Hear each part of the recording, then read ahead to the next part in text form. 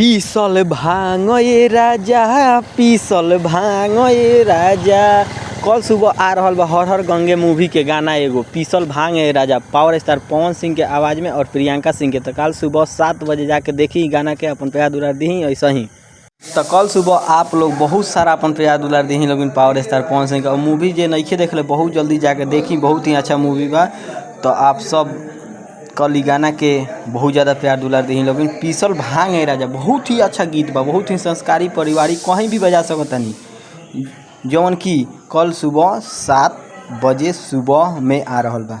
और आप सबको बता दी कि मोह के देखा देम जौन कि गीत आई रहा आज से 5-6 दिन पहले स्पीड रोगज भोजपुरी से। तो आप लोग बहुत सारा प्यार दुलार दे रहल बनी ये गाना के। तो ऐसा ही कल सुबह आ रहल बा वो गाना के दी लोगिन जौन कि मोह के देखा देम, पावर स्टार पवन सिंह और शिल्पी राज के आवाज़ में रहे और गीत लिखले रहनी विजय चौहान। तो आप सब बहुत प्यार दुलार दे बनी, ऐसा ही दिले रही। और आप सबको दिखा दी कि कितना बाजल बा। देखी है मात्र 7 दिन में 3 मिलियन, तो बहुत कम बा।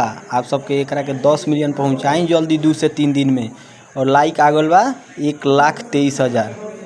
तो आप सब ऐसा ही प्यार दुलार देते रही और ट्रेनिंग नंबर 1 पर मंगाई गाना जौन कि कल सुबह आ रहल बा पीसल भांग ए राजा। तो ये गाना के कल सुबह सुनी लोगिन, अपन प्यार दुलार दी लोगिन। जय पावर स्टार, जय भोजपुरी, जय भोजपुरिया समाज। Subscribe my channel power star update सबसे पहले देखे खातिर सब्सक्राइब करी।